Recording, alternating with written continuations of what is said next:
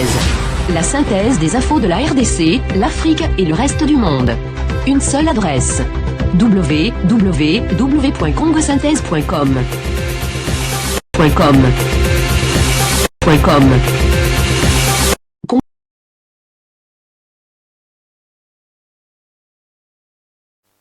Bonsoir Bana Mboka, Bana Congo RDC, ici Kabozali, Mbote Navignon. Mbote en direct de retour surtout. Actualité de la semaine, en direct il y a congosynthèse.com, tous les capoignets, tous les congovochant.com. Et na bande konabiso ya Libanda, Softtrans Canada, Oyo Tozalakanaye toujours, na de konabiso, Oyo Tozalakanaye Pepuna Panzarabiso Ningi Poupon Digbo, Oyo Bozalakanaye, ya komona na plateau Awa, équipe Mobimba et Yambi. Azali na visite Awa. Na mikolo oyo yangona tolobi ye moko azala représentant na biso ya plateforme na biso kuna oyo bomonaki na notre équipe oyo azalaka na marketing na promotion ya Yuke Congo Voice na Canada. Azali awa na biso vraiment le sako na ye bokomona ye boko découvrir tout à l'heure. Et puis bande ko na biso Congo Millennium na Irlande to bosanité le sako sika azali et inda.com Timo Provision, et Sika Azali, et puis Bandekonion Soyo Tozarana Bao. Jijaka au micro n'a pas quoi aller l'eau, actualité des semaines, dans les grands titres. Vraiment, Mboka Eza Koningana. Avant de Kenana Bapayana Biso, Nakolobana Mboka Eza Koningana. Mboka Eza Koningana, Bongama, Liboso ya TV na yo, ya écran na yo, Bongama, na téléphone, Benga Bandekoleta, nazo présenté Bandekonangai Awa, Yebisa Bango Balanda, parce que Mboka Eningani. Makaka masobele ndenge balobaka. Alors na lombango to yambi na bandeko na ngai, bandeko na biso, bandeko na bino oyo tozalaka na bango. J'ai été égoïste, c'est vrai na bani na ngamoko, mais des fois on dit la charité bien ordonnée, il commence par soi-même. Lelo ezé c'est mon ngai ozala awa na bandeko na ngai. Parce que zele zalaki molai, bozanga ki biso, lelo tozongi lisusu en force et la forme. Alors na lombango na loboko na ngai ya mwasi, ndeko na ngai Max Ekoli Léon. Le sac de moi je suis Jean Kikamba na le sac de nana babaye que bakulutu na mayele na bango tango kala balobaka ete bakulutu na biso na tango kala na mayele na bango balobaka ete na mboko ezali opprimé même na bato bakufi bakendaka jamais ko pema na paix na kimia ba pema jamais na kimia ya solo tozo vivre na mikolo yolo ouais moto surtout soka akei tant tokenda na place tokenda otika bango toloba ba pema malamu batika na kimia mais na mboko yo opprimé ba koko ba monaki ete même ba wa ba pema kate na kimia surtout na mikolo de dozani je suis sûr ouais comme la so itende ko ngali yo alors tokaimba ngona ndeko na ngai bokanga esale alino oyo mna lobaka alino na ngai mageke mama sala kazuwa mais asale ya ngai alors ndeko alino lo sako. Merci le sac na yo pe Jean-Guy Kikamba na pesi le sac na bandeko nyonso sika nyonso tozwami fidèle kaka na phrase na lobaka to fungola matoi to fungola misu to landa ya solo na lombango le susu tokei esika mo panzisa ngona biso na ngambo ndenge tolobaka outre-Atlantique. Ndeko na biso oyo asalaka musala oyo bomonaka mbala mingi apanzaka na français na anglais na lingala abwakelaka biso yango na libanda ye kuna travaillaka pe na collaboration na Softtrans. Ndeko na biso Poupon Digbo ye azali awa de passage na UK. Poupon Digbo pardon, mbote na yo. Bonsoir Jean-Guy Kikamba et vraiment on appelle Simbote na ba équipe nyonso to sar na bango na Congo Synthèse tous les cas UK Congo Voice le Congo. Vraiment na osenga na poko alelo que batu nyonso baza vraiment vigilant balanda biso et nous sommes prêts à répondre à toutes vos questions et vraiment ndeti Jean-Guy alobi c'est bien moi Poupon Digbo oboyo kaka ngam na panza sango na sa mingi na niveau atlantique na Canada.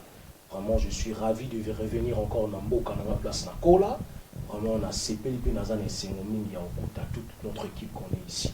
Vraiment merci. Le sac on a bino bandeko toloba kimbo ke za kopela. Merci mingi na maman bisope kuna madame Digbo et sika azali vraiment ye alanda biso mingi lelo vraiment spécialement motenaye. Et puis la famille Digbo nyonso vraiment na plaisir aujourd'hui ya koyamba mwana na bango awa. Tolobi mboka za kopela ndenge nini malgré que na pesi mbote na ba technicien na biso te ba ingénieur na biso te équipe na biso nyonso lelo tozana privilège moko azalaka na biso tout le temps mais azali wana spécialement pour na biso na autant la communauté poids les zéros dans l'ombre tous les point net pesi le sako kuna pas ya Congo synthèse azali ayambi bapaya en tout cas abombelanga pe wangai merci mingi alors to bimbo que ça kopela pona nini nazo songela ngo sikoyo 1 to lobi ne monantsemi aux arrêts l'honorable ne monantsemi aux arrêts selon les informations oyo komeli biso il y a quelque peu de temps awa to kende na lombangu to uti ko solo la pena ba représentant na awa to confirmer bino wana na nous titre à liboso avant de développer on ya mi balé le rassemblement divisé rassemblement il y a opposition na Congo divisé na ngonga oyo deux ailes après ba consensus il fallait salama pour abimisa bateau il fallait ba continuer musala ya feu président Etienne Tshisekedi wa Mulumba azalaï kosala lelo rassemblement na biso poto poto est-ce que Congo ezo okende liboso to etikali na poto poto ya misa tunde likambo pende ya solo toyelaki awa 100 jours après liwa ya ye président Etienne Tshisekedi to komi wapi to suki wapi to zo okende wapi est-ce que vraiment traitement na yesa mérité ya ngonde to solana bande konyoso awa soki bino bozali na mituna bozela mwa muke bakotiela bino numéro ya téléphone oyo to okendango ndeto bandi boye depuis cet après-midi l'honorable de Monantsemi balobi azana maboko ya police ya RDC police ou police secrète ou police privée wana toye bango na sima mais-il que l'honorable na badepte na ye ya BDK BDM bazali mingi na maboko ya police tolobi boye tolandaki patozonga un peu na genèse ya likambo yango boyebi que bras de fer ya l'honorable de Monantsemi na pouvoir de Kinshasa ndenge na lunga koloba mingi ekomaki vraiment matata pona nini tozonga nanu mwa muke ndenge to uta koloba liboso e bandaki na tango oyo basalaki ba massacre ya BDK na bambulele kaka na banza na yuka bandeko nanga mibale ou tozana bango bayazo ko se souvenir que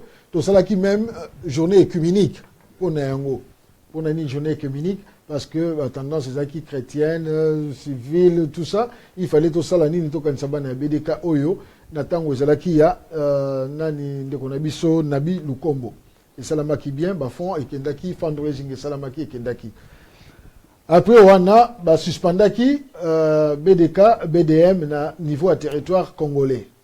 Alors et comme qui un peu na clandestinité, bien que ba membre na ba zalaki quand même ici et là Yemoko l'honorable de Monantsemi asala qui alliance sous couvert pour abima député na Congo Pax oyo ya maître Marie-Thérèse Lando to ba mama na biso isika za limbote na ye basala qui alliance wana yaki ko se sende à partir à moment oyo l'honorable de Monantsemi asala qui fusion si pas akendaki ko tendre le boko na pouvoir de Kinshasa en soutenant le dialogue, concertation, tout ce qu'il fallait. Et même à ces temps-là, à Lobaki, glissons tous ensemble. Et nous allons tous glisser ensemble. Alors, l'Ibala est parce qu'il y a Sengaki, l'Ibala d'amour. Or, l'Ibala d'amour et Salagité, et Zalagité, entre Yéna Bandekoming, Alobi, l'Ibala d'arrangement, et comme on appelle l'Ibala d'amour. Et Salamakité, Ndé Yekokoma, séparation.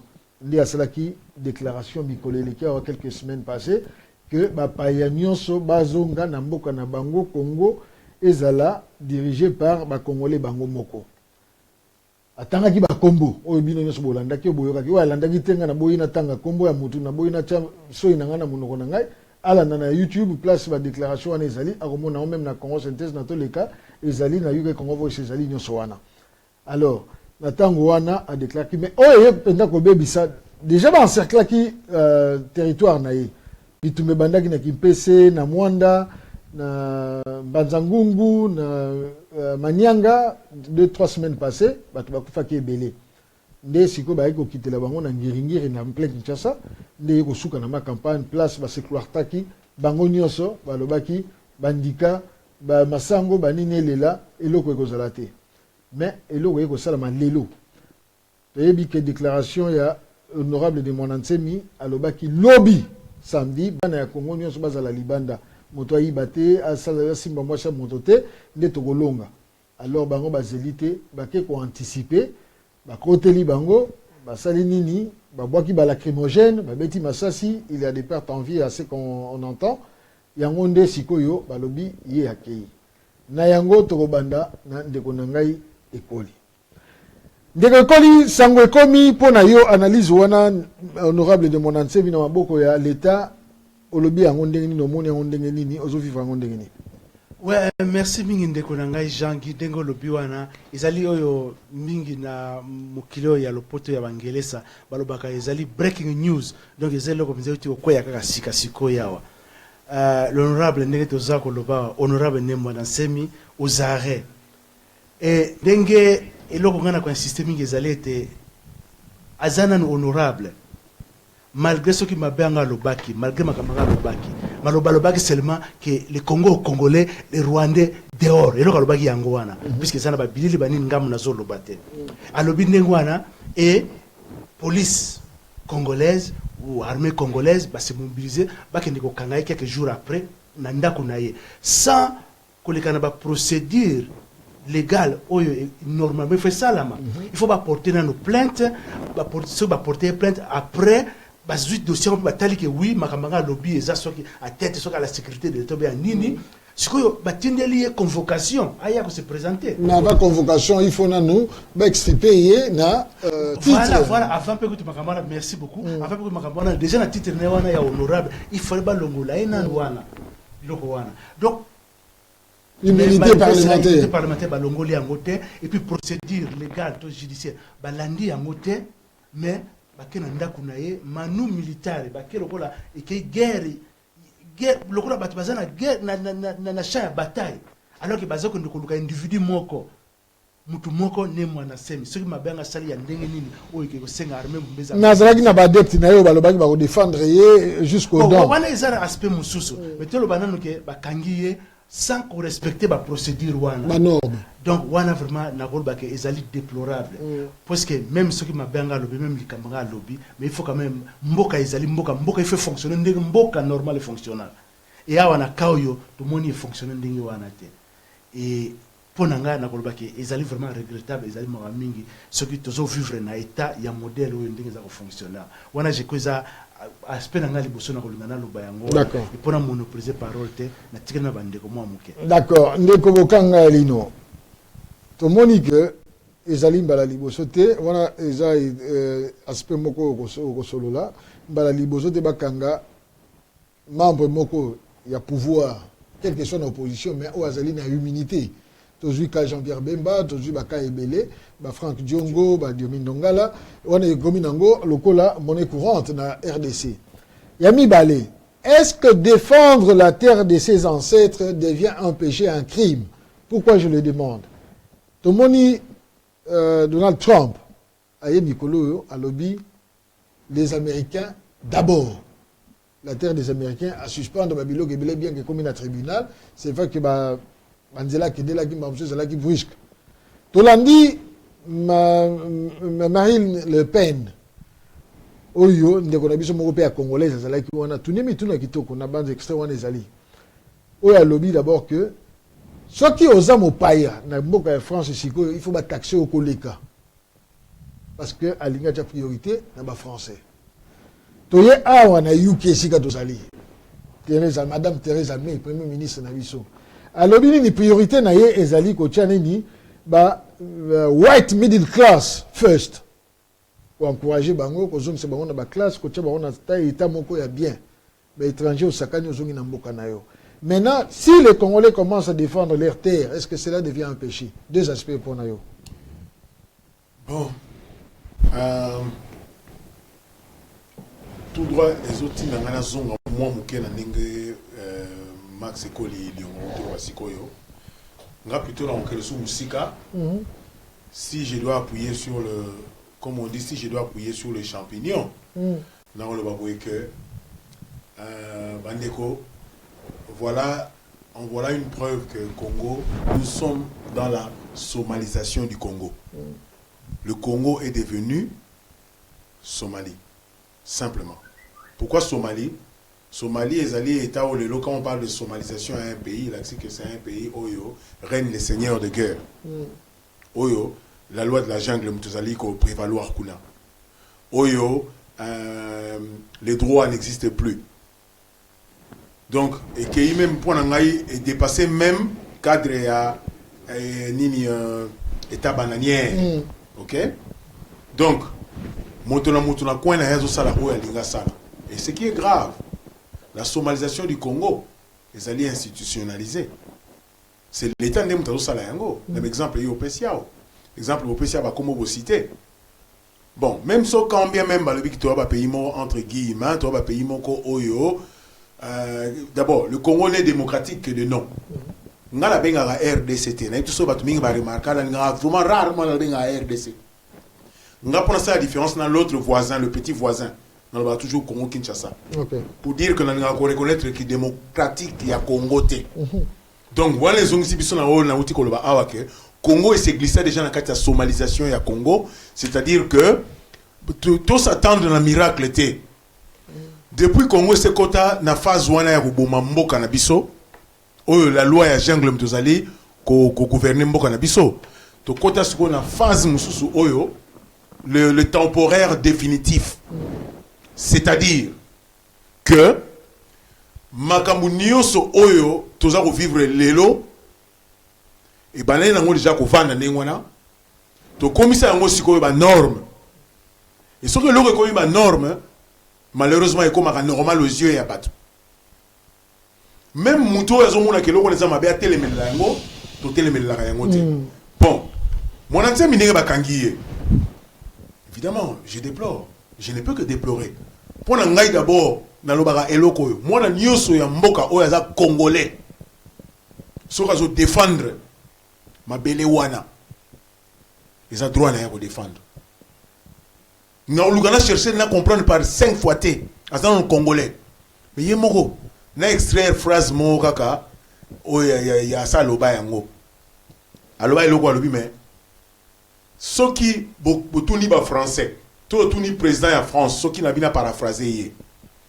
Alors, si vous êtes président en France, est-ce que sur le but Moutouazali étranger, et c'est allé au Benguié, na Combo na hier le but que Kanambe, Hippolyte Kanambe, est-ce que au Finguié, nga komo na nga Alain et Salé Bokanga, tant que yo benga nga ndengwana, est-ce que au Finginga, et ça Combo na ngai?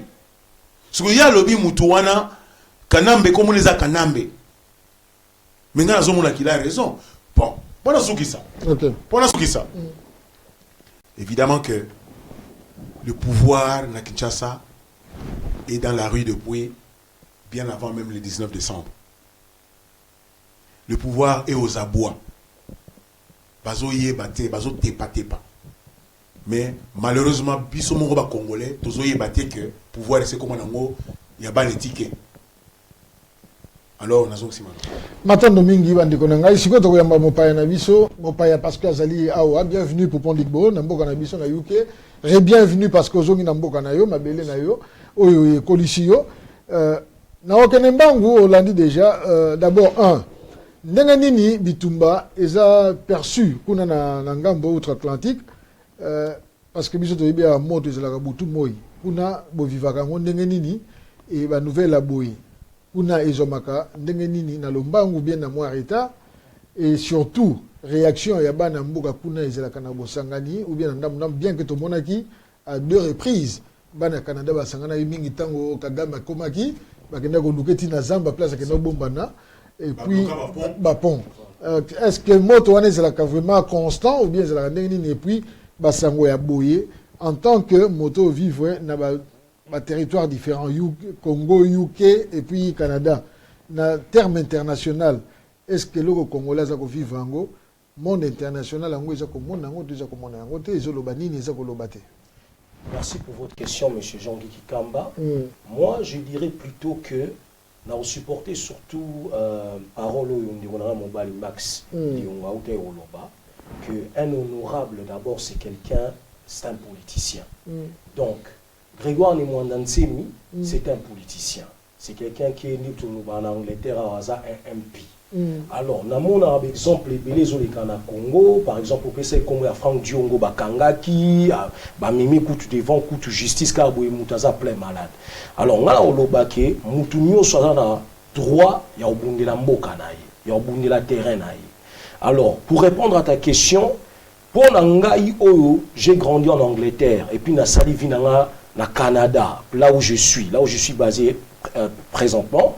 Et puis, na salle en France, na Congo, là, dans le bac, na Congo, c'est vraiment déplorable. Déplorable pourquoi? En Amérique, par exemple, place dans la condition d'Amérique, bango ça a d'abord avantage na ba peuple na bango moko. Alors, on dit que le bana début, nani président Trump a élu rien aux États-Unis, a commis président, a lobby que les États-Unis pour les Américains d'abord. Alors, pour nous, et ça, Maramo les Cana Congo, ceux les Cana continent d'Amérique, je pense que, comme une guerre civile, comme un peuple, Malibanda. Donc, ils ont un peu le coup là, Maramo, tout le monde en Angleterre en 2010, tant Riot et Zara Awa. Bablo Moussé Mimara, qui peuple bas silica. Alors, pour répondre à ta question là, on dit que Maramo les Cana Congo, ils sont vraiment déplorable. Et tu as combat au Canada, est-ce que vous avez que percevoir bien, bien, est-ce qu'à venir à combat les aliments au Canada? À venir, il y a Bundela, oui, nous avons des Congolais, belé Bundela pour notre territoire à Congo, pour notre pays, le Congo.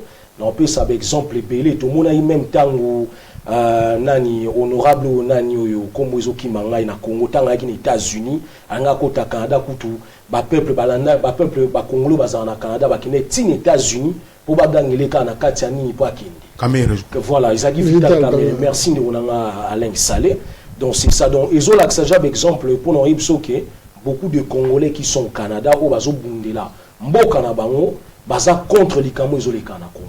Alors, pour percevoir makambo ya ni mwanantsemi, bazongo vraiment et le mot y a bien été. Bon le bakézé le mot isolé kana c'est pas bien. Donc c'est ça.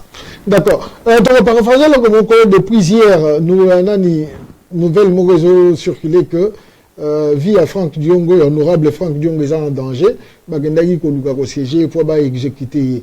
Toujours là où azali na précision sur ça, atteindre de la mission parce que le baki aner na batuna bango bakendaki bazoyer place azalaki na éviter soka zonga na makala parce que batika ki provisoirement mikolelekaki donc balingaki ba exécuter pour quelle raison to éviter soka sali crime ya sika to éviter en tout cas bino batu bozana kuna o azana nouvelle wana azana information sur yango azana précision surtout sur yango parce que tozali batu tozali ya kokoka union sauter tozwaka pe ndambu ndambu par-ci par-là toyaka mpona biso nyonso soki ozali nango ntango tokobenga obenga biso nde tozongi sikoyo yani mwanantsemi tokozonga mais ndeko Lyon ndeko Max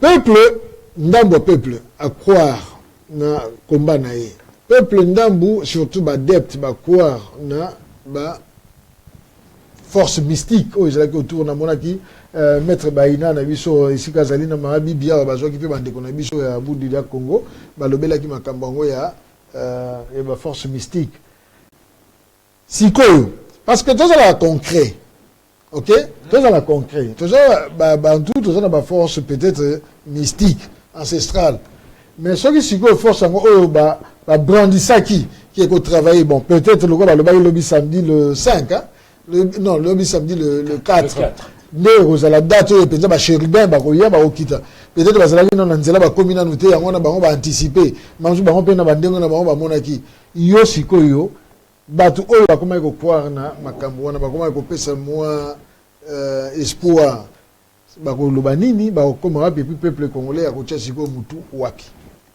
Ouais, merci mingi ndeko na ngai Jean-Guy parce que awa il faut to kabola ko ba biloko mibale ne mona semi na ye moko azali avant tout autorité spirituelle il y a mouvement naye oyo yebani mingi bundu dia Congo et na yango ayaki pe ko kabola ngo sous branche msa sa branche politique donc awa il faut mona biloko wana spirituel ezabe biloko emona na gate muzo croire que ezali et alobaki yango et bato balandaka ye bato bazalaka pembeni no baza isika mona ye ba lakisa par exemple ba bibundeli na bango bazaka na mandoki te bazalaka na eloko te mais bazalaka na mwa babiloko mo basigne mo mabi yango mte esalaka mosala wana ndenge balakisaki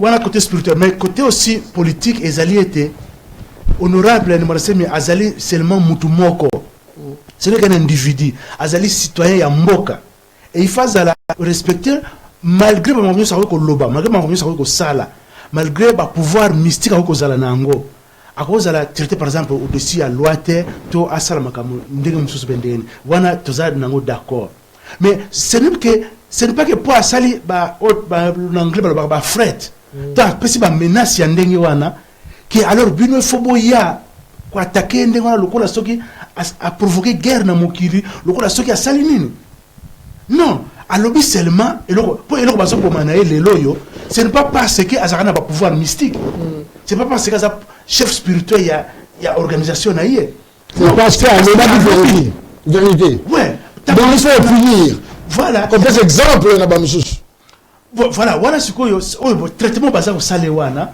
et ça tout simplement ko la sandenge ndeko nanga lobakiawa c'est que le gouvernement en place ezali na kokominer na peuple et d'ailleurs communier na peuple depuis toujours et ndenge tolobaka toujours que ba gouvernera par défi mais ce qu'il y a un défi ezali ko mona na polele pouvoir ici là depuis le 19 décembre nani ayebi yango te siko batikala basala rapona nini so batikala na eza parce que peut-être rassembler pesa bango moi passage parce que ndeba kendenge dialogue wana ndenge pe basango bandima bafanda mais il y a autorité il y a tozana ba aussi et c'est là depuis le 19 décembre siko baza ko exercer ba makamnyo so en vertu ya nini.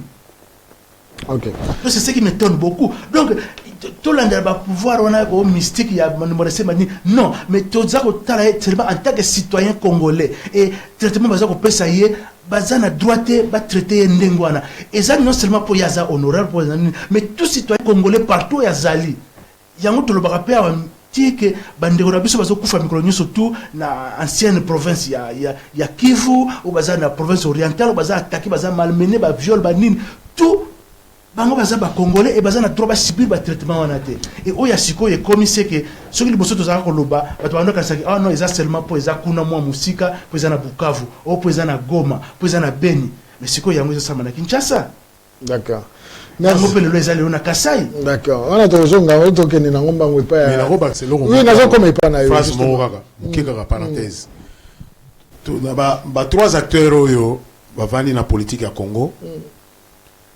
Un, Kanambe, Azali, illégitime depuis le 19 décembre. Sénat, Kobanana, président na Bango, Azali doublement illégitime. Illégitimité na laissé Banda Kala. Et à Ero Bakama. Donc, ça doublement. Parlement, à côté de la première illégitimité na Yé, Botel Sigani no Congo Ezali. Un président illégitime pour la première fois. Sénat doublement illégitime. Parlement illégitime. Donc, ce que tu wapi. OK. Ouais. Et puis, balobaki bazo sale la ce qui président siko en place, c'est parce que dialogue à 5 hommes de tika ewana. C'est parce que rassemblement bandima atika la na poste na police.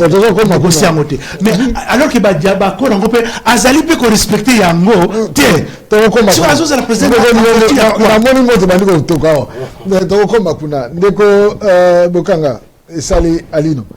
Et là, on a ndeko Max a mentionné le comment sali passi à tangi ba province mususu et Sika que peuple congolais anyokwami anyatami et bandaki na likolo et kiti et comme na centre to moni ba Congo central to moni Kinshasa et puis to bosanité grand Kasai central parce que mine comme central Kinshasa be comme Kinshasa central kalate Kasai central Oisika, adepte il y a Kamwena Sambo, pe bazaki martyrisé, assassiné, le col là moi. Comment on a dit qu'on a eu à moi si yo respecte na ebi valeur au pesa na moi si c'est pas pour na rejeter ba fleur. Un homme très galant. Bien. Bien. Au moins na bazune de comme moi si ba wana azoko bete masasi, aza déjà désemparé, désarmé, mais ba lobby que à Koufina noté, Bazako achevé. Il faut dire les termes comme ils sont. Bazako achevé, quoi exterminer vraiment moi population les ala qui wana. De moni tout récemment. bonne classe. En uniforme, bleu et blanc, au biso de stolata qui sûrement. Bon, biso de maintenant, stolata, il faut des kaki. Mais, tu vois, bleu et blanc parce que comme qui uniforme national. Ndenge, bon, quel est le lacrymogène en Olissus? Est-ce que lacrymogène est commis arme normale, il y a dispersion de la population? Parce que ça n'a pas de conséquences là. Bana par exemple, ça va venir en boucle. Ça va revendiquer quelqu'un droit à scolarité parce que va vendre l'école nabaron. Est-ce que dignité à peuple congolais est commis wapi? Fierté à peuple congolais est commis wapi? Et bon mot à peuple congolais est commis wapi? Na oya PPRD, na oya rassemblement, na oya société civile, na oya tela kananda. Nyoso na oya za congolais. Dignité na fierté na bon mot na zawa. Dignité na fierté za souffle. Et tigala pe vous ala terre depuis tokota même na boumbo ya tant mondela longwe na mabele na ya pa na biso a côté biso na boumbo ça fait plus de 600 ans. Ici ka bana ja ko boma bongo ya moto moindo ya Congo et pour ne pas citer bato moindo ya côté na mukini nyonso. 1 ndenge wuti ko énumérer ba fait malheureusement congolais ba sujettisaye congolais ba marginalisaye congolais ba chosifiaye congolais ba longolaye ba déshumanisaye congolais ba dénaturaye. Donc le congolais, tout ce qu'il a de congolais que oh ba yebisaye na cerveau yebi na congolais. Mais est-ce que c'est quoi être congolais? C'est quoi vraiment l'essence? Il y a le fort intérieur où ils ont formé l'identité congolaise. Moi j'ai du mal à Kolobayango parce que l'identité se construit tout autour. Il y a ma valeur, ma valeur et appartenance, ma valeur à Kibomoto, ma valeur et peut-être Nengolia ka Manio Konayo, Nengolia ka Pondu, Nengo Sala Babilanga, Nengo Sala Nengo Lelaka, Nengo Beta Rambonda, Yango forma l'identité à Moto. Mais Nyo Sona Balongolia Ngona Congolais, ba déshumanisé complètement. Atika logo la neti nzanza moko ya pamba bazui fourchette ou bien moins de 7 baza robete no sala makelele. Voilà ce que bisonyo so ba congolais ka to komi. Na pousse la raison na mutuna na yo. Bazo kanga babana na tenir de la Gombe parti mo tenir de la Gombe occupé pour na raison ni bateki sa yango il fallait commencer au hôtel so ki ndenge ni. Non, boîte de nuit. Boîte de nuit. Lelo oyo to yipé. Collège Boboto. Bon. Ba école musuto yo ki na nte. Peut-être parce que ça na école musuto na to yo kate. Mais au collège à Lingba.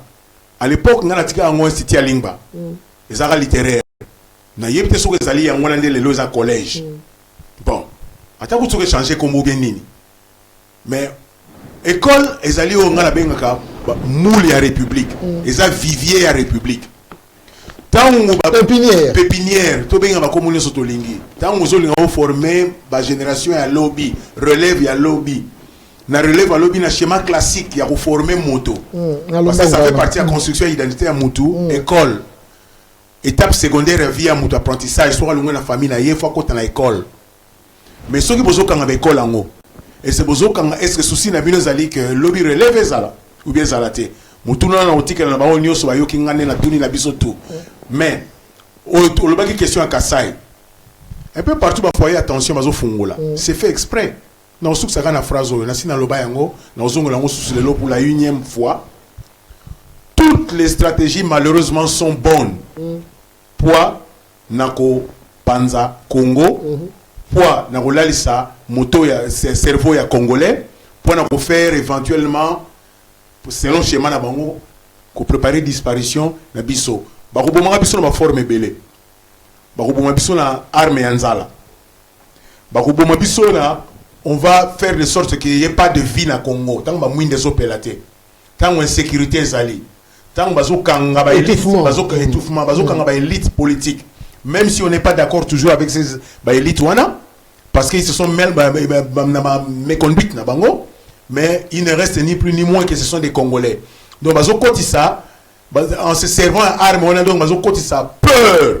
Il faut s'aimer peur. Traumatisme babo makamuto na cerveau na ye pour mon cerveau na ye arme makasi ali peur donc voilà et là on a rolo na baksara point mo sur oyo de onanga la sala autour tout à l'heure effectivement Mahomizo les Kana Congo, ça vraiment que le pouvoir est en occupation. Donc, le pouvoir est vraiment chez les occupants et pas Bapaya. Parce que l'éducation, d'abord, comme Alain Otoloba, c'est une base. Tout le monde, même en Angleterre, même dans un pays développé, au monde aussi, 6 classes, on préfère un niveau d'études non sali. Bon, aussi, si la classe, niveau ni au Kenya, au monde à Kenya, à niveau Komeli, on peut sauter sous boulot, job, selon l'étude au sali. Alors, neti on a Alain Sala Otoloba tout à l'heure, Bazana va étouffer le peuple congolais à tous égards. Tous égards, côté éducation, côté Nzala, côté éducation, ce moutazo qui est classé, il ne va pas savoir comment se défendre. Parce qu'effectivement, ce qui est classe, et là, on se appelle sur autant, avant de signer le document, et là, on est comme donc, c'est ça vraiment le but là-bas. Mais moi, je dirais que le peuple congolais, qu'on soit toujours vigilant. Tous à la vigilance, tous à Makassi, parce que le pays, c'est pour nous, c'est à nous-mêmes de se battre pour notre pays. Voilà. Mais je juste une petite question, pardon, vous, Maxime. En tant que jeune Oyo, a émergé Mingi Nalibanda. Quand on dit jeune, mais bien sûr, bon, jeunesse, on parle de. Hein? Ok. Bon.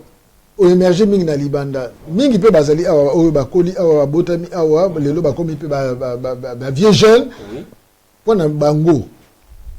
Situation à Congo, pour na bango, il va y avoir le bon, personnellement, on a un ba jeune congolais belé ou ba émerger comme ngai le quoi nous peut boire ba jeune bon toqué ba classe aussi ba classe misusu baza vraiment l'intention que moi nangina zonga mboka na ngai ce que j'ai appris chez les occidents nangina qui nous na travaillé pour na mboka na ngai mais bazomona na situation dans les kanamboka na biso et so opesa mo roi neti peur moko le roi ko banga mo boya azomona mais senga na kena mboka na ngai est-ce que on a apprendre à l'extérieur na émergence na comme émergence à l'extérieur côté études est-ce que on a romima et vous allez appliquer ba undima ngai c'est un peu ça net tout le monde na ba nigérien musu na UK même na ba Canada o ba ya ba kola ba six ba classe on va que travailler pas là-bas mais c'est quoi but wana ndoni ba ko matérialiser ngo pona ko longola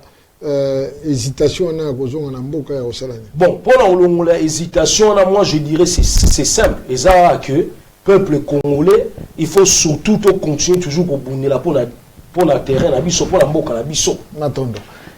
Alors ndeko lobana ndeko tunaki ndeko nanga bokanga wa Alain Salé pour la fierté à congolais.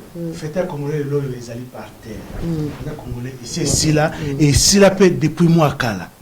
Alors tango avant to yawa to bano sonna sura ndeko nanga mu Noël na mona ekala ya haro aipsinga lobi atalaki oyo loko moko belema mu na YouTube amoni mama moko congolaise azako lela abime mboko yo ba azamza ko lela ko ibali bazate balata kama jipe voilà yo pour la ndaki le mango alobi me mai na miso elekiye mais c'est ça oyo ezako le kasigati ndi pour to komi niveau to koma kambo to zomo zo salama ceux qui Congolais musu bazalaka ba hésitaka ba comprendre ce qui se passe réellement dans mboka na biso alors c'est une occasion ba nyuso ba mona yango et awa ezali te kaka ba Congolais to ba politiciens non ezaka ba politiciens te ezaka ba opposition te même ndengo lobaki wana ezala même batu ya PPRD ezala batani challenge na biso eza plutôt société na biso congolaise mboka na biso ezate que yo challenge no ezali okwesa mutu ya opposition non challenge ezali Congo eza wapi tout ça la modernisation sikoyo Congo eza na étape nini c'est ça défi na biso nyoso tout eza yango wana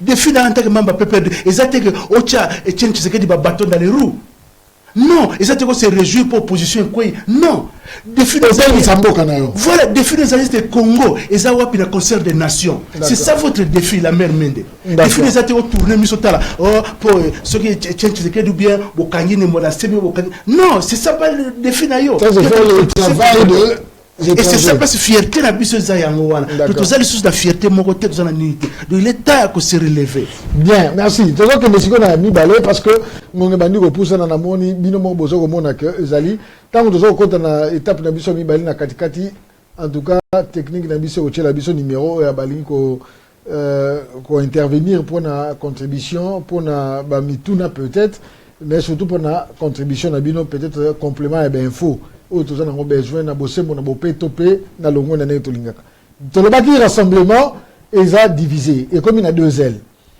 Tu as dit que rassemblement, ESA qui, dans ma base, Nango, déjà, à partir, il y a ni Nabaron Basala qui a Geneva, là, en Belgique, ou Basanganaki, opposition Basanganaki pour Naoluka, leader Moko Pobakende, pour affronter, voir en place.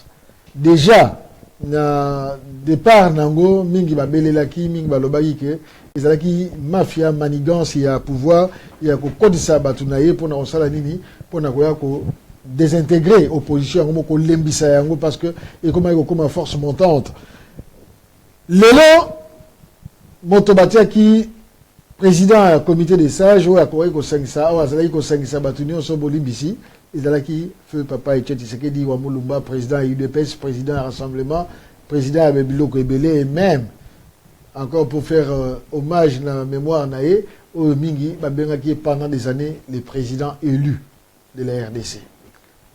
Il y a Tikibiso accueilli.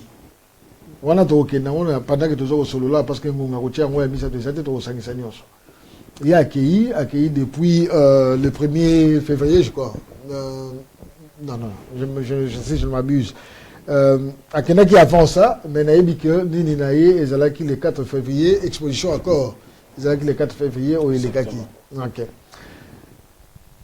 Mais il fallait succession et salama. Succession c'est-à-dire batu oyo bakawai ko continuer musala wana œuvre wana ya rassemblement ikende.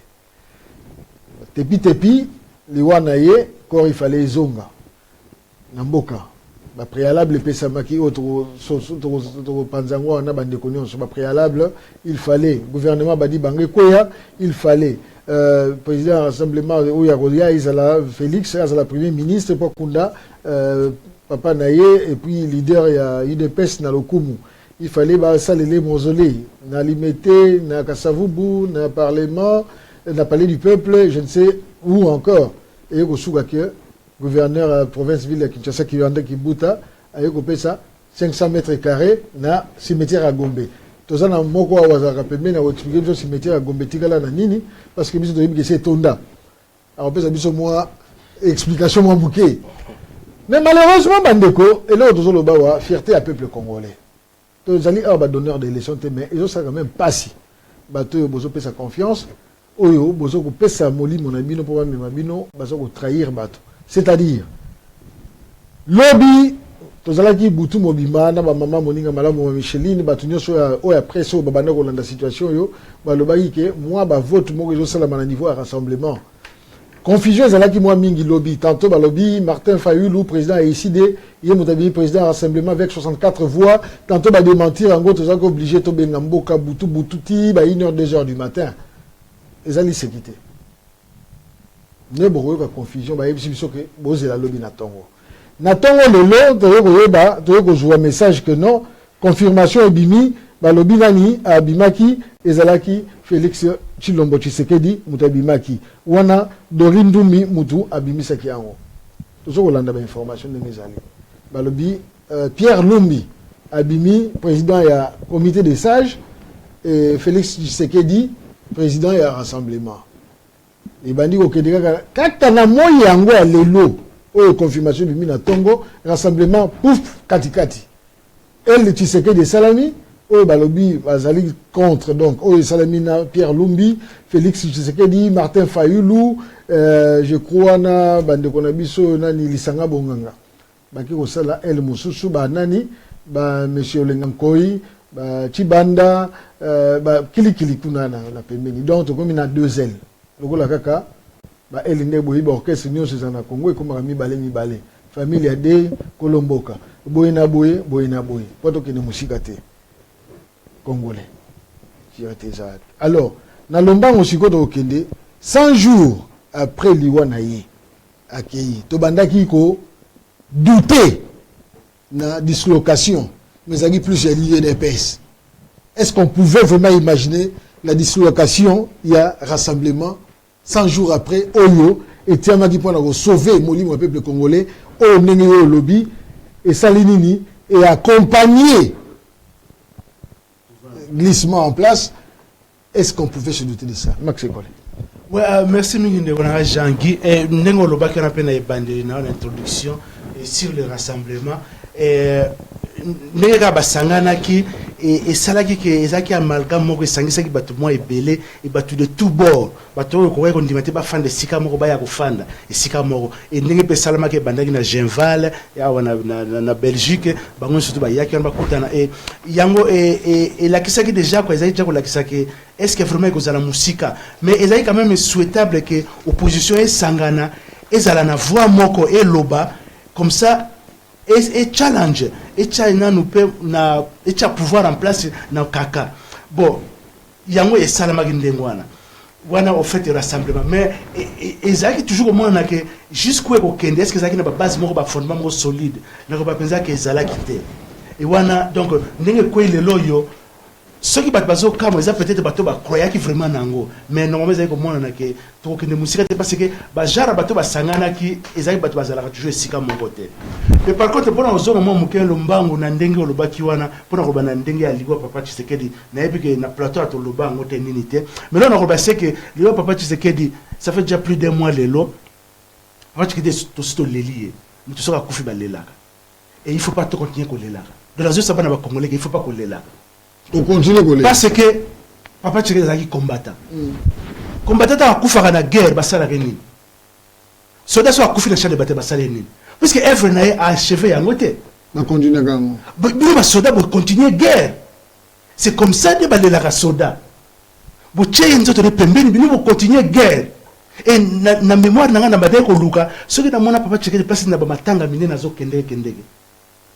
Ne parce que avec azak mutabo bundeli. Ogerete o lekisa ta ko lela ba congolais baza bana mibali batika ba distraction na ko lela ba teleba et ça m'étonne beaucoup que depuis akufa tile loyo yango pe mobulu etu ko bimawa rassemblement bazaki capable ya ko luka successeur na dans un délai bref. Pourquoi? Parce que bazaki ko lela. Mais pour lela katika oza sodo za ko bunda tellement que de ko bunda mutu wa kwena chane bataille ba tchake pembeni bo continuer bituba tango bitumé aussi na nebo ko tala bato ba kufaki. Et c'est ça qu'on a normalement dans rassemblement et puis même dans l'IDPS en général. Parce que si tu es comme distrait, tu es plutôt comme Luka. Ma camonne, tu es sala, tu es kundaye, ba mausolée, ba nini. Et comme une distraction. Parce que tu seras koufi, même ceux qui ont kundiye te, botike wana, apoli nini. Et que ça, les loro mokote, et que changer loro mokote na ye. Et que ça sonne na bino ba vivant. Mais na ye moko, parce qu'il n'est plus là, à sa sous-souté. D'accord. Il faut changer le côté. Donc, quand il faut ici, là, il peut se total le futur, et ça, nini. Et bit, ne sais pas, ça ko bundela nini, ça ko bundela, makaba ko bundela, makaba on a tout sollicité, tout tiki yango ko pemeni to mo bomana rante biso na biso. D'accord.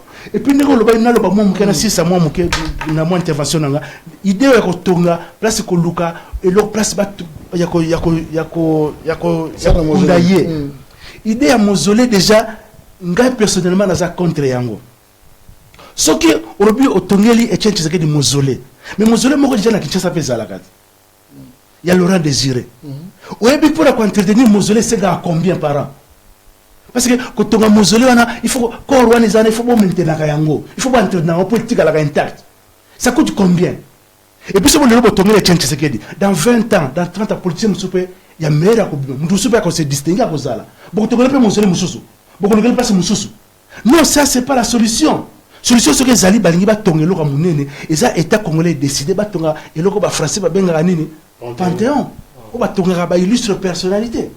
Voilà c'est tout donc idée à la mausolée mais tout ça trop sentimental. D'accord. Pour Isaac Tshisekedi on dit il n'a pas dans 102, il n'a pas dans 102, on a fait pour là, il fallait faire pour l'autre. Donc on continue sur Mbalamse Gozalayo, il ne c'est pas le problème. Avant que ne pas Ndeko, merci beaucoup Ndeko Liongo. Avant de répondre, de préciser sur ce logo, pour confirmer que vote les par consensus, les élections, il fallait consensus sur Mogo et Salama, ou Salama qui n'a parti Moko. Alors depuis ce soir, monsieur l'honorable Martin Fayoulou à prendre acte, selon mes informations de Juango et Souka, à prendre acte, il y a Biloko Wana, mais à Sengi, na Sanko, bazala na devoir ya kosala mosala na bango bien il y a bons officiers ba pesela ki bango et à bengi peuple congolais toujours na vigilance pour na ndenge mokili ya Congo eza okende na mikolo eza ko mais à prendre acte na biloko on a tout le temps na plan la 5 ans il y a travailler bien dans les bons offices, dans les services, pardon, dans bons offices, et puis le peuple congolais, il y a continuer à être vigilant. Dès que il n'y a pas de parce que nous avons poussé ça, il y a monnaie rose na motuna, via Facebook, ou kuna tozali na Congo synthèse tous les cas, ou bien kobenga na numéro peut-être les cas soki na numéro te comme l'émission te rejoint. Dès que bokanga, d'abord, on peut ça biso moi idée, il y a un cimetière à Gombe pendant 500 mètres. On a même que il y a M. André Kimbuta, gouverneur à Lobby, 42 ou 44 x 14, c'est les 500 mètres carrés. Bon. Mais là, il n'y a pas de problème. Cimetière, est-ce que place des gens à quantité et 100 jours après, ou quelques mois après, il y a un leader charismatique où il y a sali, la Belgique appelle au peuple congolais à reprendre la responsabilité d'abord parce que corps est comme encombrant en Belgique. Je ne sais pas qu'est-ce que ça veut dire encombrant en Belgique parce que selon loi normalement si je ne m'abuse il faut 22 jours 22 jours ceux qui beaucoup dit maximum entre 22 à 30 jours. Bon ceux qui beaucoup corriger ceux qui n'a moyenne 15 jours. Ceux qui beaucoup dit alors l'État prend en charge, ou bien l'État prend en charge. Ou bien Bossu corps. Donc si je ne m'abuse. Donc il y a combien encombrant parce qu'il ne faut pas décider. Mais ok, d'accord. Il faut pas la décision là-bas vite maintenant. Mais est-ce que traitement Oyo, c'est vrai que tout ça, il faut toujours dans parce que le corps n'a pas de respect de mission de tout ça.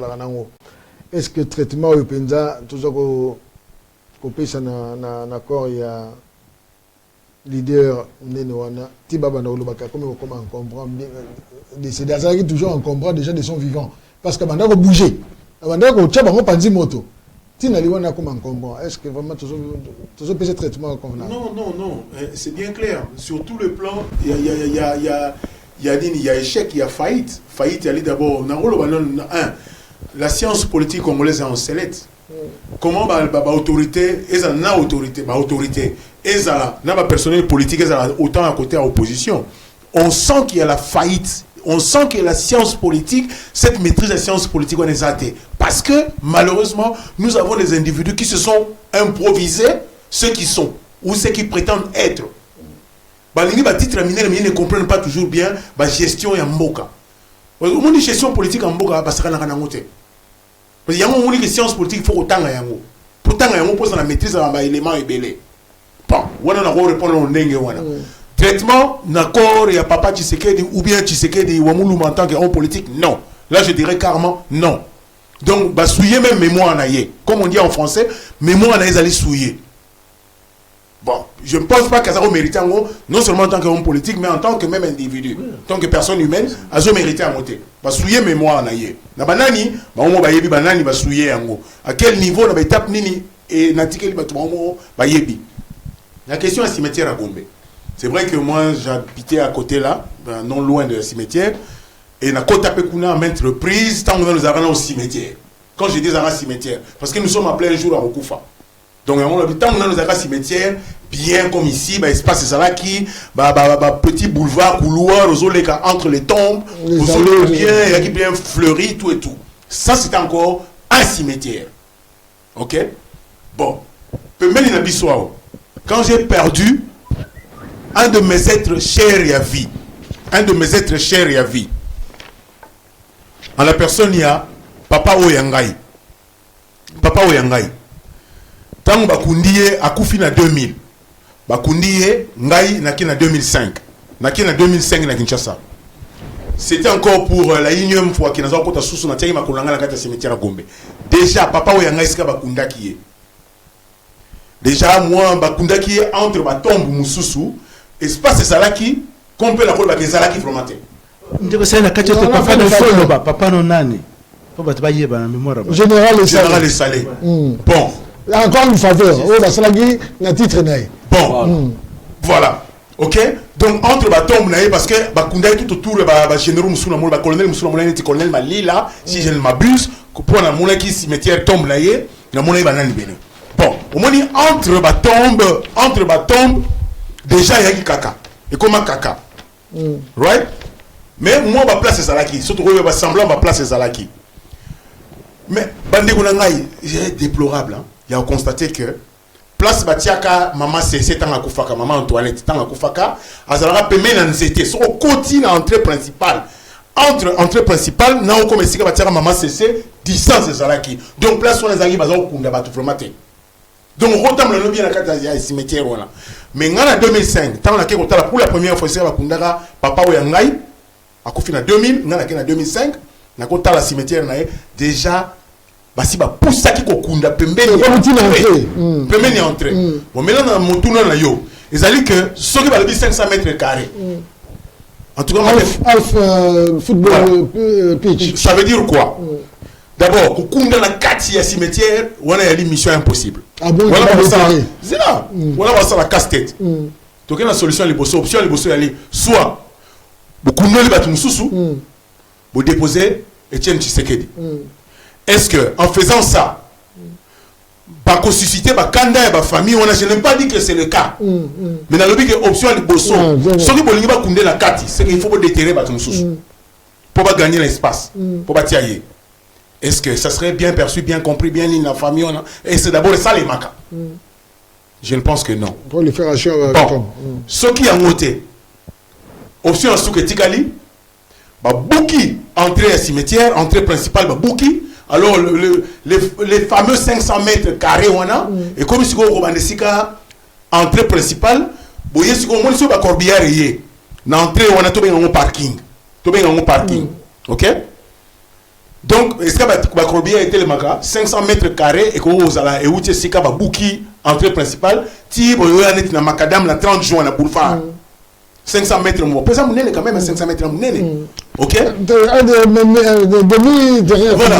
Si quoi, si vous avez une solution, est-ce que ils allaient bien? Mais il y a le terrain de golf à côté. Non, golf est allé, ils allaient au golf est allé au sport, et puis golf appartient à la batte, mon roboyer. Le club est dans l'histoire, un club de Belge. Golf est dans l'histoire, on va empiéter pour la golf, tout le monde se battre, mon roboyer. On laisse qu'il y a un problème. Bon, ok. Donc là qui c'est que na Congo na Souksawana. D'accord. Na Congo, na Lobaki na Congo. Et sur là ça bisotan na Lobaki qui faillite à l'état ali et puis il y a même déficit personnel politique na Congo et puis la science politique na Congo ali en select depuis Dieu seul sait quand et lingo lobani na place wana. Au Congo, il y a pas d'homme politique. Nous en parlons, il y a pas d'homme d'état. Parce que l'homme d'État, il y a des bateaux qui ont une vision, il y a des bateaux qui ont un idéal, il y a des bateaux qui ont pensé dans la société, il y a lobby qui ont tout ça, la bateau, tout ça, la bangoté. Mais là, par contre, ceux qui encore dans Rome, ils sont gentils. Mais j'ai fait un effort pour la gentillité. Si je dois faire un effort, nous avons peut-être les prétendus hommes politiques. Mais encore, ceux qui peuvent avoir homme politique, on peut à solo. Donc, ils sont dans le côté homme d'État, ils sont dans le côté homme politique. Nous avons plus, des charognards. Nous avons les fanfarons, nous avons les tartarins, nous avons de tout ce qui est communion sur le Kanissa. Et puis des gens qui cultivent le navet, c'est-à-dire la bassesse, ça veut dire la pétissesse et l'esprit. Comment au Kogi, moko na bino moko bozo bomayango, bandeko na bino moko boza ko chosifier bango, leader politique na bino moko, qu'on ait été d'accord avec Yé ou pas. Mais Etienne Tshisekedi na robenge papa te so na benga Etienne Tshisekedi na zo matsa valeur en qualité à homme politique. Aïe mutumoko asa kofi. Tant ba ça va chapitre à histoire à Congo.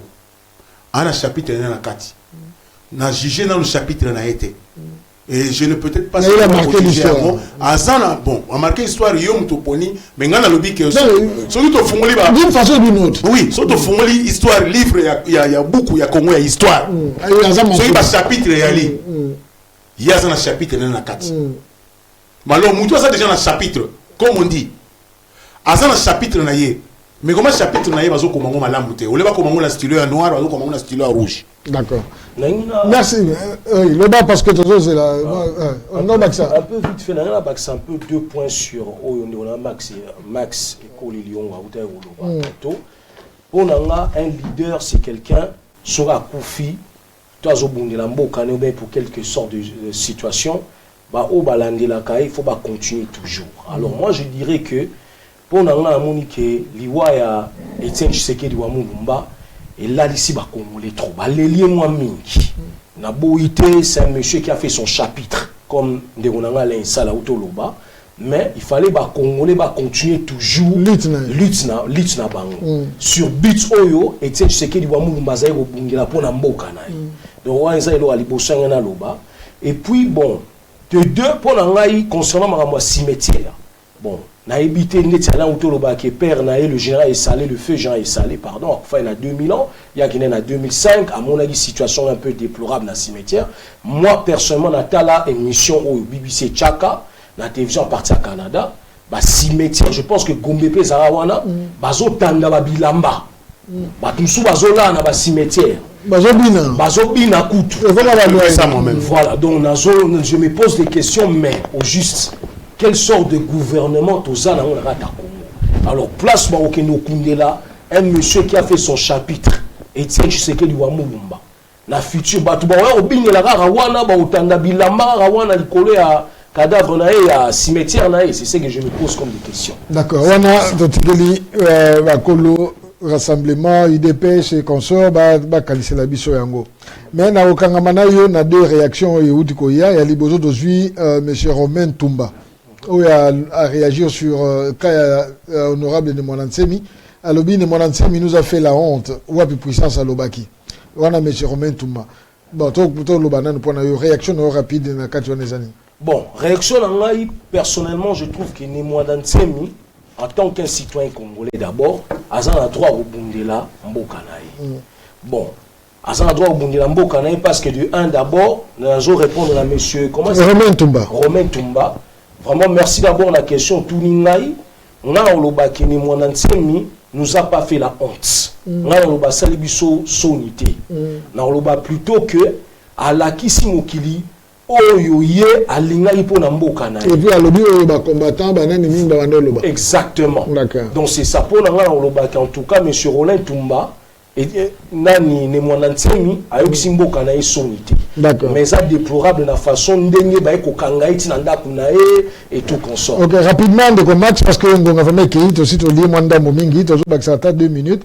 De konabiso a commune à Facebook état-major à Malfi. Alors nos politiciens ne se soucient des peuples congolais puisque aujourd'hui il y a des faux billets qui circulent, personne n'en parle, des faux billets de dollars bien sûr et des francs congolais. Ouais, tu vois des ailes, bon, pour l'économie, tu finances mboka que baza ko saboter yango baza nini et batu basala quand toujours batu baza na capacité au sala mingi zaka batu pe bana pouvoir baza na nini donc voilà ils font ce qu'ils veulent et wana pe ndenge ndeko lobaki c'est que c'est un gouvernement aux abois, un gouvernement illégitime depuis un certain temps nini donc bazo sala sama musalo bazo sala c'est pour cela pour dire qu'il est temps que biso bana Congo to tellement mutuyo surtout ndenge pe ndeko pour du balobiawa c'est pas problème quand il y a Nembwana Semi sali et parce que je crois biso ba Congolais comment que tous la rendre mutu mo boya kubundela biso gang moko bo to rambo moko bo abima quelque part ndenge pe balobaka na peut-être na honoré mbanda abimisa ba 5e colonne abima quelque part ya bunda non et ça problème ya biso nyoso tout bana ya Congo exactement quel que soit ba moyen yo ozanango parce que c'est ton pays. Ils allaient venir na yo, à venir ya banana, à venir ba kokolo. Mais ils ont surtout, ils ont responsabilité ya mutu moko te. Les responsabilités ne Monansemi a fait ce qu'il a fait. Et tu vois ce qu'il fait biso ça là par na biso de pour na koloba mo moké yango. Mais pour na eloko moké na bakisa ndenge juste en quelques secondes peut-être le banana suka. Et ça c'est que mingi peut-être ba oh toza siko na mawa toza na mawa pour pas tu sais que tiki biso. Ngana robake ouais toza na mawa c'est vrai mais ba tu peux ba kufaka tous les jours na est à Congo. En fait, ça coûte STT dans l'ancienne région à Kivu, ou bien dans la province orientale, ou bien à Katanga, partout dans le Congo. Tout ça, toujours dans Mawa. Est-ce que tu as comme Mawa na te pour nani? Mais c'est ça. Et ça, toujours à Moutou, Moko Mouta Koufi. Mais alors que total. Mais ça dépend, il y a l'importance. Mais Azali, citoyen, Azali, être humain, Congolais, Azo Koufa. Azali, Koufi Kuna, na Bukavu, Bamama, violé. Tout le monde n'a pas contribué, il n'a pas participé dans la vie politique ou économique, il y a Mboka Lokola. C'est ça, il y a encore 6 compétences tout ça, la Mawate, mais tu l'as dit déjà un mois, Nanabi. Mawana pe tout l'accent on peut na bamoya ba congolais sous ba kufa. D'accord, merci. Ba militaire au ba kufa par exemple ba marche ou par exemple IDP sa bengisi ou ba kufa par exemple le 19 décembre ou le 19 septembre ou ba kufa qui est-ce que tout ça mawana bango D'accord. to sala ni pour mawana D'accord, merci. Pour kanda na sikoto la kisango et kanda na ndenge papa lobi to landa plutôt bitumba et tchensikela sak leçon tchensikela tribution eza yango marche na ye combat na bunda D'accord. et combat na plutôt landa yango ure to zaka mawa ti wapi to lela ti suka pe ba ya botela sombo Merci. Ndeko Bokanga 30 secondes pour la conclusion na yo. Bon, ngana ko lobaka que totikali mingi to s'enfermer mingi na kati ya ba théorie. Biso nyonso y compris moi dedans. To s'enfermer mingi na kati ya ba théorie. Mais là où on n'a pas essayé ya kotonga ya cultiver zali comment passer la phase ya ko réfléchir parce que munguna azo user de tous les stratagèmes nyonso. Tout cité yawa.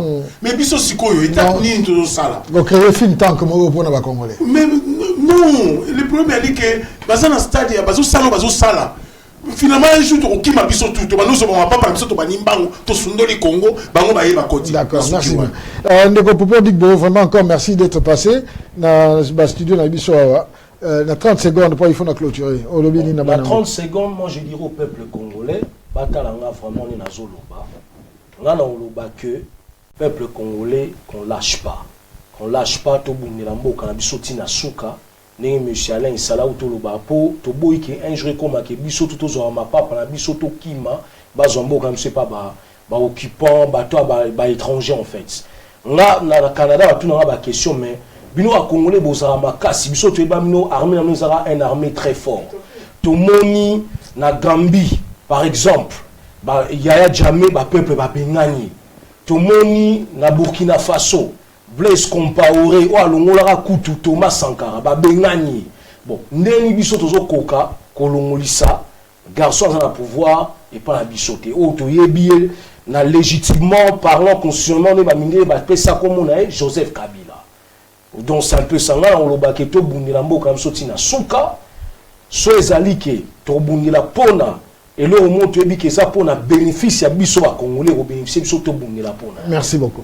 Merci Ndana Mboka, vraiment ils ont eu plaisir encore d'être devant vous na banda kuna bino to kotaka na vraiment boto simingi parce que bino ndebo zalakana pona otala biso yango to zalakana pona kopesa bino sango.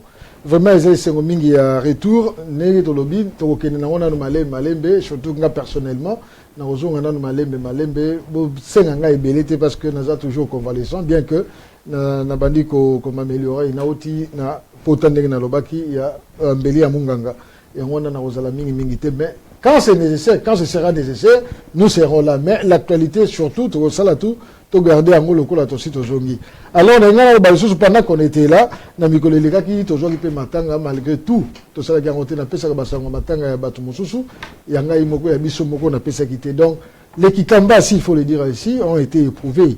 Donc, aujourd'hui, ma famille, na biso nyoso ba o ba bala biso na ba o biso nyoso to sali. Donc, aujourd'hui, nous, la famille Kava Ngama, oyo e balande ko na biso lek na biso Ariette, oyo bazali na fil d'awa, et puis la famille Ndombe, oyo ba bala lek na biso Pélagie Kikamba, et puis na lek na biso Mputa Kikamba, nanga mo Kikamba to perdre maman, tante et consort Bokilo et bon, intermet seulement qui n'a pas les cas qui bien. D'où lobby, bande qu'on a biso, ba bengisi, baye, ba soutenir qui biso, baye, baye qui kopé sambote, baye, bakabiso, bi bazala quitté, on a, kabola moi, kopomoko, et kozala, on a Edmonton Green, na Saint Peter's Church, Bansus Road, Edmonton, London N9 8LE.